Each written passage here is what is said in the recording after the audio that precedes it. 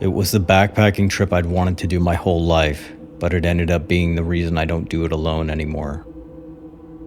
Back in the 90s, when I was in my 20s, I would do a lot of backpacking. I graduated from college but hadn't decided what I wanted to do with my life yet, and traveling to these trails gave me a chance to see different parts of the country and broaden my perspective. A dream of mine had been to do some part of the Appalachian Trail.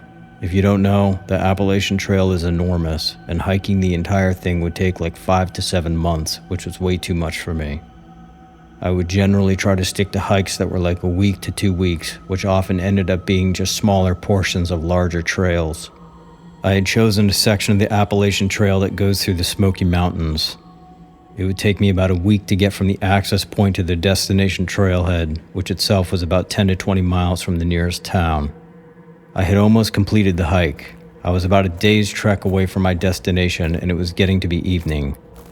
I was coming up on a shelter and decided that instead of pushing through, I would bed down for the night and get up in the very early morning to finish the hike so that I could get into town before the next nightfall. I had arrived at the shelter and was lucky enough to have it to myself. The shelters can vary in size and quality, and sometimes sharing them with other hikers can be a drag, especially when you're tired. I took out my sleeping bag, pad, and pillow and set them up in the shelter before gathering together some wood and getting a fire going. It started to drizzle. I filled up my bottles at a nearby spring and boiled some water to hydrate a meal kit, then spent the evening just sitting by the fire and relaxing. It was quiet, just the soft crackle of the fire and the rain on the leaves as it fell. I was staring into the fire when out of nowhere something fell and landed on the ground between me and the fire ring. My eyes had a hard time adjusting, and at first I thought it was an acorn. But when I leaned forward and picked it up, I could see it was a stone. It was smooth, like one you would find on a beach or something. I can't really explain it, but there was just something about it that felt like it didn't naturally belong there. I stood up, walked out a bit from the overhang, and looked back at the shelter, listening. I couldn't hear anything besides the fire and the rain, or see anything past the reach of the firelight. Beyond that, everything was black. I didn't really know what to think. I tried to rationalize that it must have been from a squirrel or bird's nest or something, even though I knew that didn't really make any sense. I waited, listening for another minute, then tossed the stone into the woods and cautiously walked back, gathering my things to get ready for bed, when suddenly there was this extremely loud and heavy bang on the back of the shelter. It was so loud and startling that I actually dropped my backpack. It was such an unexpected and forceful impact that I was truly dumbfounded. I had a knife and bear spray in my bag. I quietly bent down and began digging through it to find one or the other. Then I heard sticks and twigs crunching from behind the shelter as someone or something was approaching the side of the structure. In a split-second decision, backpack in hand, I just started sprinting into the night. I literally couldn't hear anything over the sound of my own boots, heartbeat, backpack, and breathing. That feeling of running with my back to someone or something that may or may not have been chasing me and not knowing how close they were is the most skin-crawling sensation I have ever experienced. I managed to remain on the trail and put enough distance between myself and the shelter that I could no longer see the firelight. At that point, there was no way I was turning on my headlamp, but I knew that if I kept running blindly, there was a strong chance I would get lost. So I made my way off the trail and as quietly as I could, found a tree that I could climb. I was drenched with sweat and rain, and the temperature was dropping. I heard multiple voices from the direction of the trail going back and forth. One of them was carrying a flashlight and kept scanning the area where I had left the trail. I could not make out what they were saying, but there were at least 2 men out there looking for me. Eventually, they walked back in the direction of the shelter and their voices faded away. As soon as there was enough light in the sky for me to see the trail, I snuck down from the tree and basically ran the rest of the way to the trailhead. My body was completely wrecked at this point, and thank God somebody happened to be leaving when I got there and was able to give me a ride back to my vehicle. I have not gone backpacking alone since, and I never will again.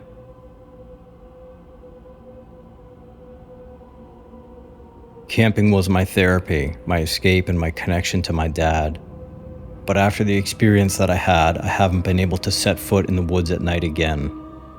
I've always been an outdoors girl. Hiking and camping are things that I always did with my dad growing up.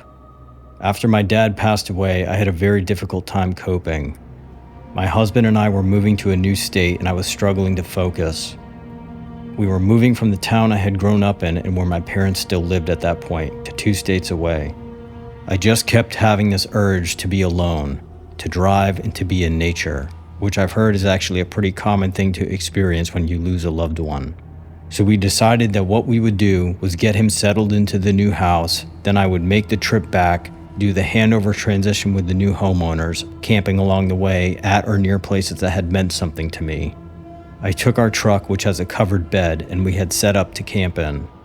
I did tent camping growing up, but I enjoyed this because it was far less effort setting up and breaking down, which with everything going on emotionally, I had little patience for. So I had gotten all the BS handled with the new homeowners and was traveling back. I could do the drive in a single long day if I wanted to, but broke it up and camped overnight both ways. I stopped off at a campground that my dad and I had stayed at many times. It was in a wooded area, but a pretty casual operation, and there was never a ton of other campers, which I think is why my dad liked it. To be honest, it's not a great campground. It's more like a plot of woods that somebody tried to convert into a campground as cheaply as possible. There's a single drivable path through some trees with RV and tent sites branching off of it. Each of them have a gravel parking space and a fire pit, and that's it. I was staying more for sentimental reasons than because it had great accommodations. So I paid for a site, got a fire going, and talked on the phone with my husband. There weren't any people in the sites next to me, but there were a couple other campers on the loop who still had fires going when I decided to go to bed. I brushed my teeth and got in the back of the truck, closing and locking myself in. I passed out pretty quickly, but woke up sometime in the middle of the night. I toss and turn a lot when I sleep, so this wasn't unusual. I rolled over and tried to get comfortable when I heard the unmistakable crunch of a footstep on gravel cut through the silence. It came from directly behind the truck. Being in the pitch dark was so disorienting that I started to convince myself that maybe I had been dreaming when suddenly there was this metallic thunk that reverberated through the truck. Somebody had just tried to open the tailgate. They pulled the handle and yanked, causing the whole truck to gently rock on the suspension. Then it was quiet again, this long, pregnant silence before something started rubbing the back of the window in this slow, deliberate way. It was like somebody was petting the glass. Then footsteps began to move. They traveled around my truck to the front of the vehicle where I heard the thunk of them pulling the door handles, trying to open both the passenger and then driver's side doors. Our truck has a feature which allows the bed to be locked and unlocked from the driver's seat. If I had forgotten to lock the door, or if they were able to break in, they would be able to unlock the tailgate and get in. My heart was pounding so hard that I could feel it in my neck. The person then walked to the rear of the vehicle where I could hear them press their face against the window to try and see in. I didn't move. Then they pulled back and I heard them begin to walk away. I waited for probably 30 minutes, completely still, before I made the decision to unlock the tailgate, run to the driver's seat, and get out of there. Once I was on the highway, I called my husband and let him know what had happened. When I arrived, it was early morning, and I was completely exhausted. My husband was waiting for me in the driveway, and when I got out of the truck, I collapsed in his arms. It was the deepest relief I have ever felt. I began to show him what had happened, taking him around to the back of the vehicle when we saw it. On the back of the bed cover, written in the dust on the glass, it said, "You're lucky I didn't bring my toys." And there was a smiley face that had been drawn.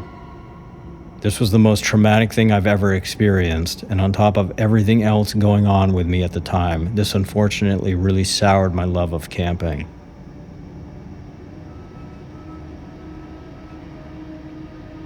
I love solo camping. In particular, I like camping in the cooler seasons at state parks when there are less people, but I still get to enjoy the benefits of well-maintained grounds. A lot of times, if it's during the week, which this was, the staff aren't even in the office, and you just pay by sliding money into a box that they collect later, and I love that feeling of not having to deal with people. I arrived at the park and found a site that was deliberately as far away from the other sites as possible. I'm a pretty private person, and though I have several close friends, I have always just preferred doing certain activities alone. Camping is one of them. I set up my tent and was just relaxing in my camping chair, reading, when I heard footsteps. I turned and saw a man approaching me from down the pathway. I tried to ignore him and let him know with my body language that I wasn't interested in talking, but he continued walking until he got right up into my sight and introduced himself.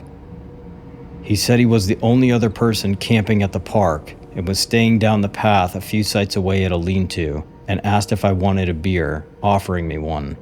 I had really hoped to just enjoy some alone time, but it was such a nice gesture and I felt bad saying no because he seemed like he was maybe lonely or something.